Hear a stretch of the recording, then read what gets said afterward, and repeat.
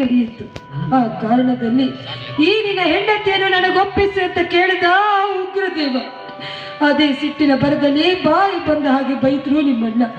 ಅದನ್ನು ಸಹಿಸಲಾರದೆ ಆ ಉಗ್ರದೇವ ನಿಮ್ಮಣ್ಣನನ್ನು ಹೊಡೆದು ಬಡದು ಸಾಯಿಸಿಬಿಟ್ಟಪ್ಪ.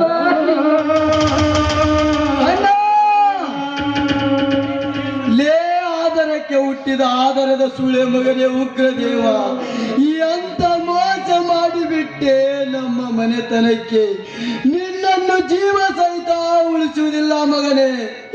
ಅಂಡ ತಂದೆ ಇಲ್ಲದ ತಪ್ಪಲಿ ಈ ಸತ್ಯನನ್ನು ಕಣ್ಣು ರೆಪ್ಪೆಯಲ್ಲಿ ಇಟ್ಟುಕೊಂಡು ಸಾಕಿ ಸಲುವರಷ್ಟಿಲಿ ನಿನ್ನ ಅರ್ಧಾಯಿಸಲೇ ಶ್ರಮಿಸಿದೆ ಈ ನಿನ್ನ ತಮ್ಮನಿಗೋಸ್ಕರ.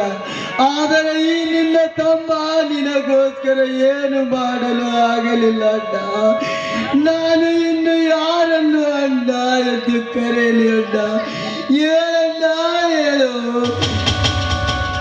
ಈ ಮನೆತನದ ಜವಾಬ್ದಾರಿಯನ್ನು ನನಗೆ ಒಪ್ಪಿಸಿ ನೀನು ಬಾರದ ಲೋಕಕ್ಕೆ ಹೋದೆಯ ಅಣ್ಣ. ನೀನು ಪಯಣ ಬೆಳೆಸಿದೆಯ ಅಣ್ಣ. ನಾನು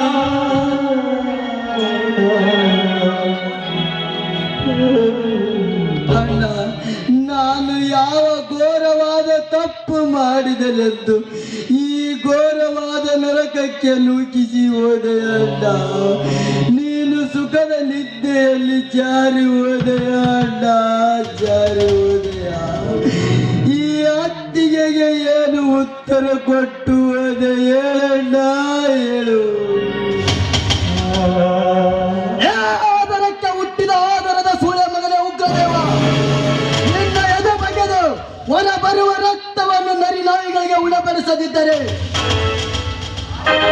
ಆ ನಿನ್ನ ದೇಹವನ್ನು ರುದ್ರಭೂಮಿಯಲ್ಲಿ ಭದ್ರಗೊಳಿಸದಿದ್ದರೆ ನನ್ನನ್ನು ನನ್ನ ತಾಯಿ ಜಾರಣಿಯ ರಕ್ತಕ್ಕೆ ಎತ್ತವಳೆ ಎಂದು ತಿಳಿದುಕೊಳ್ಳಲಿ ಈ ಸಮಾಜ.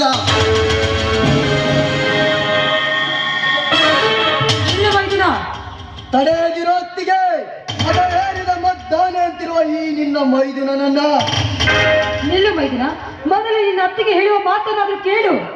ಅತ್ತಿಗೆ ಅತ್ತಿಗೆ ಅತ್ತಿಗೆ, ನನ್ನ ರೋಷ ಆಕ್ರೋಶ ಜ್ವಾಲಾಮುಖಿಯಂತೆ ಉಕ್ಕೇರುತ್ತಿದೆ. ಆ ಉಗ್ರದೇವನ ರುಂಡ ಚಂಡಾಡಬೇಕೆಂದು ನನ್ನ ಹೃದಯ ಮಿಡಿಯುತ್ತಿದೆ ಅತ್ತಿಗೆ. ನೋಡಪ್ಪ ಮೈದನ, ಮೊದಲು ನಿನ್ನ ಅತ್ತಿಗೆಯ ಮಾತನ್ನು ಕೇಳಿ ನಿನ್ನ ಅತ್ತಿಗೆ ಹೇಳುವ ಪ್ರತಿಕ್ರಿಯೆಯನ್ನು ತೀರಿಸ. ಅದು ಯಾವ